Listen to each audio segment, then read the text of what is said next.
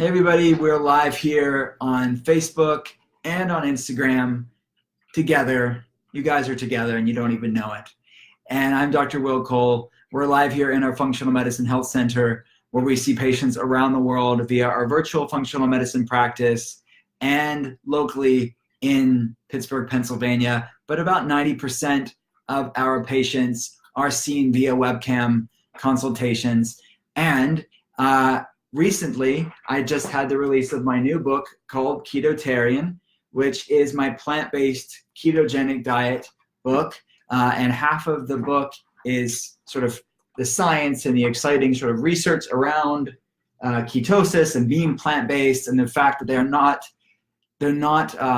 polar opposites. You can actually have them together. And Ketotarian is really about the amalgamation of being the best of both worlds, being the best of being plant-based and the best of being a fat burner. And then the other half of the book are pretty pictures and recipes and things for you to, utilize in your sort of new health journey. And there's a meal plan too.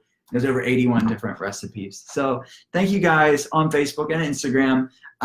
I told everybody on Instagram already, but I'll let you guys in on Facebook what I'm going to do today. I'm going to read an excerpt from Ketotarian, and I'm also then going to answer any health questions that you have, and you can answer any questions that you or ask any questions that you want. And even if you're not watching this live on Facebook or Instagram, you can message us on the thread on the Facebook video, or you could message us on Instagram, and I'll try to get to all of your questions. All right, guys. The reason why I'm reading this excerpt from Ketotarian is because, to me, it is a central part of the ethos of why I wrote the book and the sort of the intention I wanted people to have with their food.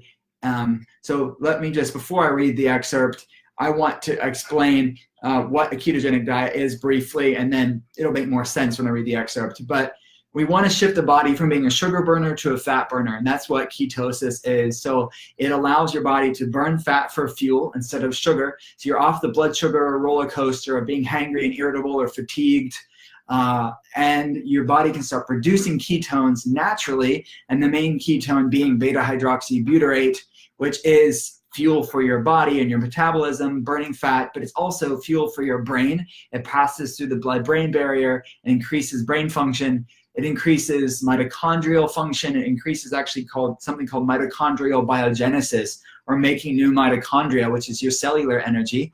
And it also is an epigenetic modulator in the sense that it is a strong anti-inflammatory, which inflammation is really the commonality between just about every health problem, sadly, that we see today. So it inhibits something called NF-kappa B, and inhibits something called COX-2 and other inflammasomes, and it upregulates these pro-antioxidant pathways like the AMPK2 pathways and the NRF2 pathways. The AMPK pathway and the NRF2 pathways. These are pro-antioxidant healthy pathways, and your body all naturally does this in the state of ketosis when you allow it to. So I tell people how to do the ketogenic diet in a clean way, in a fresh way, plant-centric, plant-based way, which I am very excited about if you haven't got the drift. So today I want to read an excerpt of Ketotarian, because it's not about just being ketogenic and eating ketogenic foods in a plant-based way. I want everything we do when it comes to wellness, I think, has to come from a healthy relationship with your body and yourself, and a healthy relationship with food. So let me read this, and it will give you my heart on this matter, to really it be the core foundation to motivate people to make healthier choices in their life. All right, guys. So let's read this. This is on page 142 of Ketotarian. And it's a Ketotarian tool, and I give different practical tools to become a fat burner, to lower inflammation in your body. But this is a more ethereal Ketotarian tool and less practical. But I think one of, if not the most important tool in the book. And this is making peace with your food and your body. And it says this tool is not directly measurable, like finding your carb tolerance, intermittent fasting, electrolyte balancing, and even managing your stress. But it is essential nonetheless. You can get your macronutrients perfect, eat the healthiest foods, and become a perfect fat-burning, keto-adapted machine. But in my experience, if your relationship with food and your body is unhealthy, you are not going to enjoy all the goodness a ketotarian lifestyle has to offer. In my years of clinical experience, ketotarianism, or any other way of healthy eating for that matter, is at its best when it's born out of a healthy relationship with food. Make food your friend. Focus on all the nutrient-dense filling foods that make your body thrive. The key is to eat them consciously and rationally. Eliminating the foods we are avoiding is not a way to punish your body. Instead, I lost my place. Eliminating the foods we are avoiding is not a way to punish your body, but to focus instead on the foods that your body loves. Your body is a gift that has taken care of you. Love yourself enough to nourish your body with good food medicine. Your body is alive because of brilliant biochemistry. With each meal, focus on how you can fuel yourself. If you decide to try intermittent fasting, do it because you love your body and because you are eating satiating foods around your fast. You can do intermittent fasting with ease. Eating with awareness brings a lightness and grace to food, your body, and life. This grace-based eating paired with the natural fat-adapted curbing of cravings are the two magical ingredients of true food freedom. So you can see here that ketotarian is, yes, it's the nutritional science, it's the food science, it's the way to use food as medicine in a way that's powerful and impactful. But it's more than that, because I feel like true sustainable wellness is born out of a healthy relationship with yourself. And I think out of that will flow, hey, and I say this a little later on in the excerpt, is that if we see ourselves like a Tesla instead of an old junk beat up car, how will that impact the foods that we eat? How will that impact how we fuel our body? How will that impact how we treat ourselves? And I think that's really the heart, in my mind, to ketotarian and really any way of eating when it comes to using food as health. All right, guys. So thank you for letting me read Ketotarian to you, a bit of it. You can check all the book out in the comment section below on Facebook. It's drwillcole.com/ketotarian. You can read tons of different blurbs from people who endorse the book. And it's really the top in our field in wellness and in healthcare, in medicine and in functional medicine. So now I'm going to answer your questions. So I know I have some questions here on Instagram. All right, this is a good question from Angela, and she says, any tips for a mom struggling to raise healthy kids with a partner who doesn't care to eat anything other than the standard American diet? This is a really important question, and it's one that's not easy to answer. Definitely not easy to answer in a short time we have on social media, but it's one that's paramount. And I think that what I would say is the first step is educating your spouse or partner, significant other, because most of the time it's due to a lack of education and information. And sometimes it's not a lack of you trying, but sometimes it's not the message, but the messenger. And sometimes we have to hear the same message from a different messenger and we'll receive it in a whole new way. So I would say maybe show them some YouTube videos, maybe show them this video, maybe get them a book.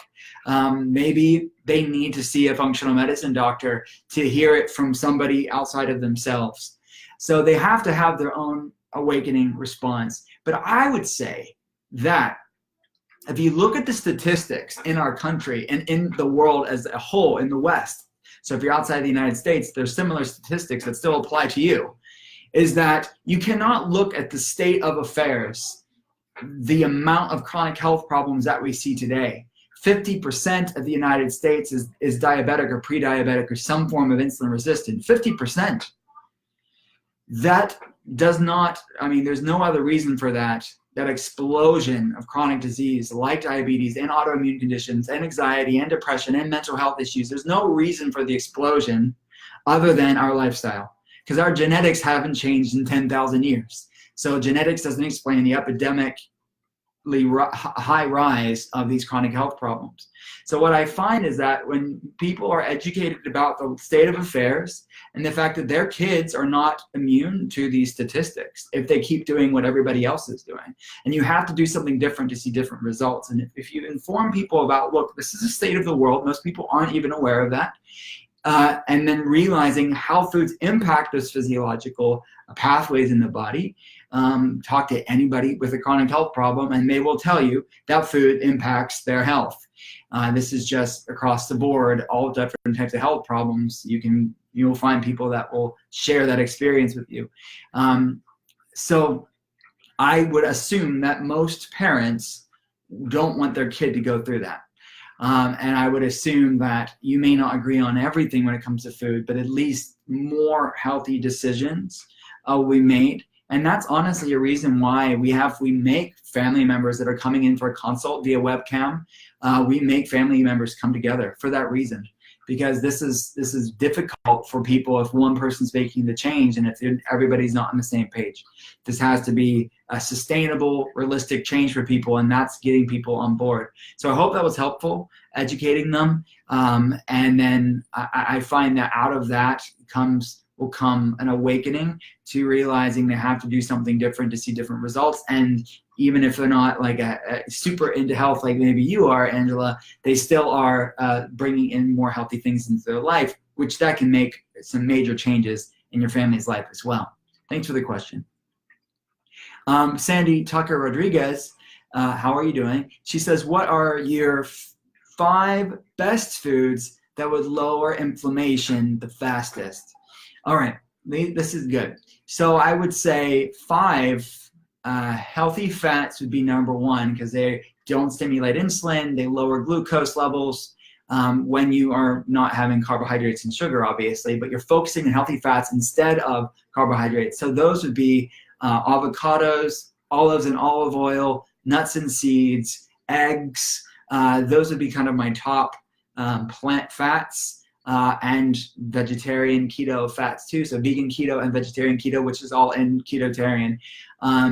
So that's like one category, but I guess I could use that towards the 5, right? And I also would say a nutrient called pterostilbene. It's Pterostilbene.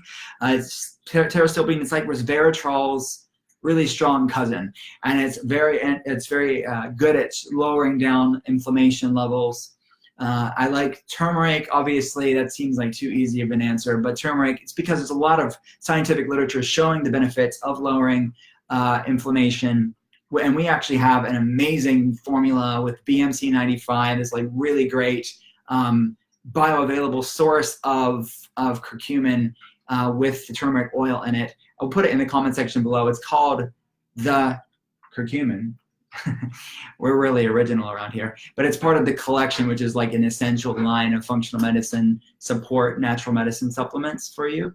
So that's turmeric, and omega fish oil, I would say, is another one too. We have the royal krill, but from a food medicine standpoint, it's wild caught fish. Omega fish, that would be another one too. So that's roughly around 5, Sandy, I think.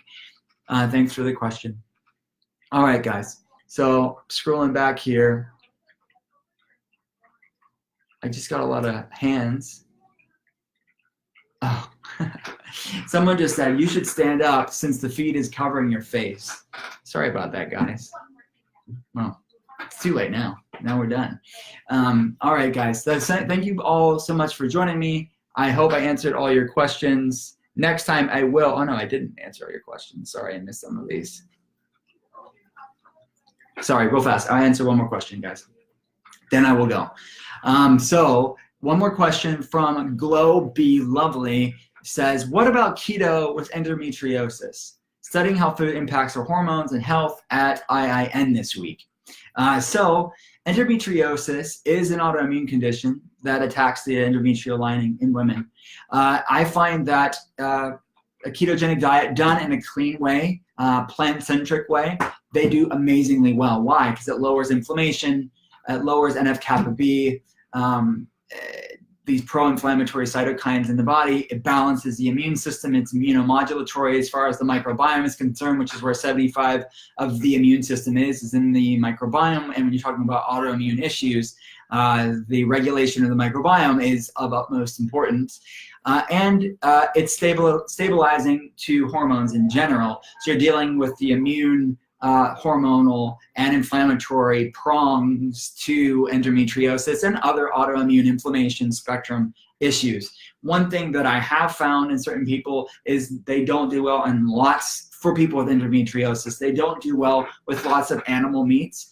And that's one of the reasons why Ketotarian is so well, because it's a very plant-based way to get these benefits of ketosis. All right, guys, I think that's everything. I know you guys asked some other questions, but I have to go into a meeting. So I will talk to you guys next time. Thanks so much. If you're watching this on replay, you can still ask me questions. I'll try to get to everything. Otherwise, I'll see you next time on Facebook and Instagram Live. Bye, guys.